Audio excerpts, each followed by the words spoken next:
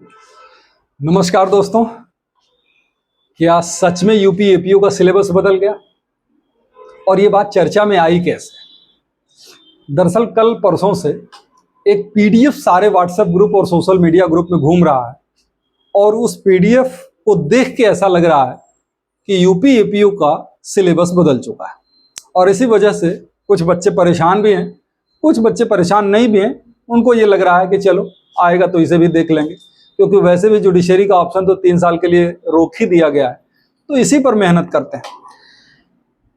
इस सेशन में हम लोग यही समझेंगे कि क्या सच में बदल गया है और अगर बदल गया है तो क्या बदला है और बदल जो गया है उसका क्या प्रभाव पड़ेगा छात्रों पर। क्या ये परीक्षा और कठिन हो गई या कुछ अच्छा भी हुआ है?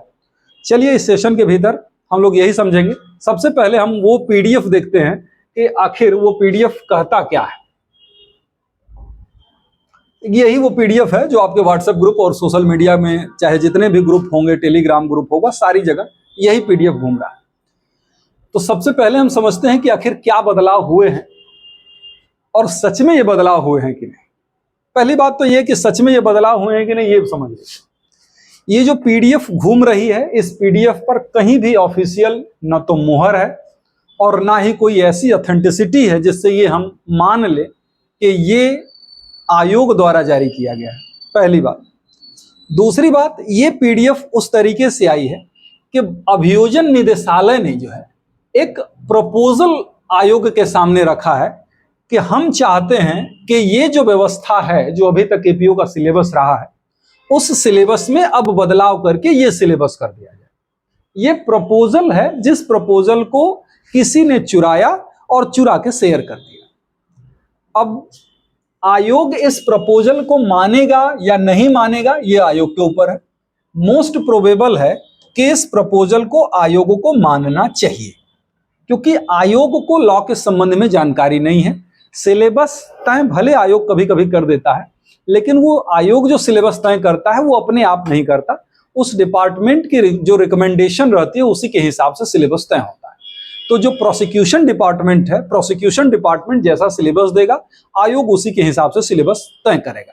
तो अभी हुआ तो नहीं है, लेकिन मोस्ट प्रोबेबल है कि इसमें की सारी बातें या इसमें की मैक्सिमम बातें आपकी आने वाली एपीओ की परीक्षा में रख दी जाए। अब देखते हैं कि आखिर क्या बदलाव हुए हैं, कितना बड़ा बदलाव हुआ है। देखिए, अभी तक जो हम लोग देखते थे ना, आईपीसी, सीआरपीसी, एविडेंस के प्रश्न आते थे प्री की परीक्षाओं में, प्री मेंस इंटरव्यू तरीका तो वही है। अब इसमें थोड़ा सा बदलाव प्री में ये हो गया कि जो जनरल नॉलेज का आता था 50 नंबर का, अभी भी आता है। कुल प्री की परीक्षा जो होती है 150 नंबर की होती है। लॉ और जीएस मिला के एक ही पेपर होता है, इसमें 2 पेपर नहीं होते। तो 50 नंबर का जीएस रहता है और 100 नंबर का लॉ रहता है। 100 नंबर के लॉ में आईपीसी, सीआरपीसी, एविडेंस और पुलिस एक्ट से क्वेश्चन रहते थे। अब उसके जगह पर बीएनएस हो गया, बीएनएसएस हो गया और बीएसए हो गया। ये प्रपोजल है, लेकिन नंबर ऑफ क्वेश्चन थोड़े कम हो गए। जैसे आईपीसी के जो 35 क्वेश्चन हुआ करते थे, अब ये 5 घट गए और वो वहां से 5 कट गए। और साक्ष्य अधिनियम से जो 25 क्वेश्चन होते थे, ये 20 क्वेश्चन इसमें से भी, तो 5 यहां से भी कटे और ये 10 प्रश्न को मिला के अब ये सिलेबस में भारतीय संविधान भी 10 नंबर का डाल दिया। कोई बुराई नहीं है, संविधान तो वैसे भी आप पढ़े होंगे। संविधान पढ़ने का एक फायदा ये भी रहता है कि जीएस के पोर्शन को भी कवर करता है।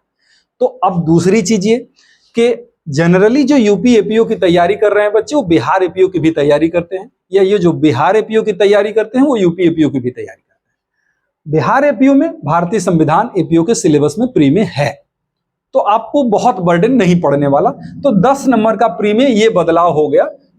उत्तर प्रदेश पुलिस एक्ट वाला और पुलिस एक्ट और रेगुलेशन जो है 15 नंबर का पहले भी था, अभी भी है। ये एक बढ़ गया 10 नंबर का प्री। बाकी जीएस वैसे ज्यों का त्यों। अब बदलाव कहां हो रहा है? बदलाव हो रहा है, देखिए, मेंस की परीक्षा में।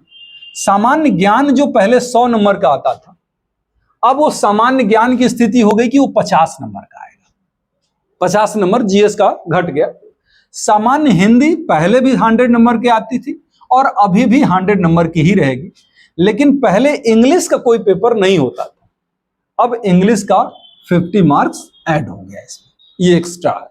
मतलब जीएस में से 50 नंबर काट के इंग्लिश में दे दिया गया 50 नंबर। पहले बच्चे इसीलिए हिंदी मीडियम के खुश होते थे क्योंकि इंग्लिश का कोई रोल नहीं था यूपी एपीओ की परीक्षा में, तो हिंदी मीडियम के छात्र इसमें बहुत खुश रहते थे। बाकी जो पेपर क्रिमिनल लॉ और प्रोसीजर का 100 नंबर का, साक्ष्य अधिनियम का 100, अन्य अधिनियम, ये जो अन्य अधिनियम है ये एक एक्स्ट्रा जुड़ गया। अन्य अधिनियम में क्या कर दिया कि अन्य अधिनियम में ये लगभग 16-17 एक्ट हैं। आर्म्स एक्ट है, माने आयुध अधिनियम है, लैंगिक अपराध पॉक्सो हो गया, dowry prohibition, SC ST act, corruption act, उसके अलावा आप देख रहे हैं इंफॉर्मेशन टेक्नोलॉजी एक्ट है, विस्फोटक है, लोक संपत्ति नुकसान, आवश्यक वस्तु अधिनियम, उत्तर प्रदेश गुंडा नियंत्रण, उत्तर प्रदेश गिरोहबंद, उत्तर प्रदेश गोवध, उत्तर प्रदेश विधि विरुद्ध क्रियाकलाप, उत्तर प्रदेश सार्वजनिक परीक्षा, विदेशियों विषयक अधिनियम। मतलब कुल लगभग 16 एक्ट जोड़ दिए गए। किस पर्पज के लिए? मेंस में ये जो 16 एक्ट जोड़े गए हैं वो स्पेशली ये जो अन्य अधिनियम का जो पेपर जोड़ा गया है ना, इस पर्पज के लिए। इस 100 नंबर के पेपर में लगभग 16 एक्ट पढ़ना है छात्रों को। अब इंटरव्यू जैसा का तैसा 50 नंबर का, उसमें कोई बदलाव की उम्मीद नहीं है। अब ये जो इतना बड़ा सिलेबस हो गया, कहीं ऐसा तो नहीं कि आप लोगों के साथ छल हो गया कि अब इतना बड़ा सिलेबस कौन पढ़ने जाए जबकि इतने सालों से हम एपीओ की तैयारी कर रहे थे। देखिए, हम ये तो नहीं कहेंगे कि बड़ा अच्छा हो गया, छात्रों के लिए नुकसान तो हुआ ही, लेकिन अगर फिर भी हम इसका पॉजिटिव एस्पेक्ट समझें तो ये है कि यूपी एपीओ का जो पैटर्न रहा है उसमें सिलेबस छोटा होने की वजह से पीसीएस की तैयारी करने वाले लड़के भी बहुत सेलेक्ट होते हैं। इसमें LLB किया है, इलाहाबाद में तैयारी कर रहे हैं, और इलाहाबाद में तैयारी करते करते एपीओ की वैकेंसी आ गई, छोटा सा सिलेबस है और पढ़ के अपना सेलेक्ट हो गए। तो अब इससे फायदा ये होगा कि इस 16 एक्ट के आने की वजह से ये जो पीसीएस की तैयारी या अन्य परीक्षाओं की तैयारी करने वाले जो लोग हैं वो इस सर देखेंगे भी नहीं। तो ले दे के मामला क्या आया कि प्योरली जो लॉ का स्टूडेंट है वही स्टूडेंट इसमें आएगा, तो कुछ परसेंट भीड़ ये वाली कम। लेकिन वैसे भी भीड़ कहां से कम होने वाली है, क्योंकि पीसीएस जे वाली जो भीड़ थी, जो अभी एक्सपीरियंस नहीं जुटा पाई, वो भीड़ तो फिर भी इधर ही आ रही है। तो फाइट तो एपीओ में वैसे भी होने वाली थी, लेकिन अब 16 एक्ट को बहुत पॉजिटिव तो कह नहीं सकते, लेकिन फिर भी अगर इसका पॉजिटिव एस्पेक्ट होगा तो यही है कि पीसीएस की तैयारी करने वाले या अन्य कॉम्पिटिटिव एग्जाम की प्रिपरेशन करने वाले स्टूडेंट जिनका जीएस बहुत अच्छा होता है आपकी जीएस की तुलना में, वो भी इसमें बाजी मार देते थे क्योंकि सिलेबस बहुत ज्यादा छोटा था। अब वो लोग तो बाहर हो जाएंगे, अब लड़ाई होगी तो लॉ वालों में ही होगी।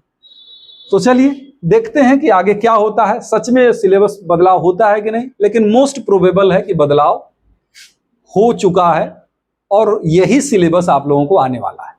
अगर भगवान करें कि 2-4 एक्ट इसमें से कट जाए तो अच्छी बात है, अदरवाइज यही सिलेबस होना चाहिए और आगे आपको इसी पर परीक्षा देनी है।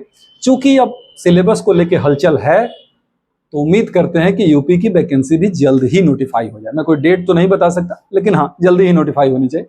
चलिए तैयारी में लग जाइए। बाकी किसी भी तरीके की सलाह मशवरे के लिए हम लोग जुड़ते रहेंगे और आपस में बात करते रहेंगे। हमारे यहाँ 2 तरीके के कोर्स चलते हैं, एक क्रैश कोर्स भी चलेगा और एक जो फाउंडेशन बैच होता है एपीओ का पूरी तरीके से प्री मेंस इंटरव्यू ओरिएंटेड, वो बैच चलता रहेगा। तो चलिए जिनको जुड़ना होगा वो स्क्रीन पर दिए गए नंबर पर कॉल या मैसेज करके जुड़ सकते हैं। Thank you.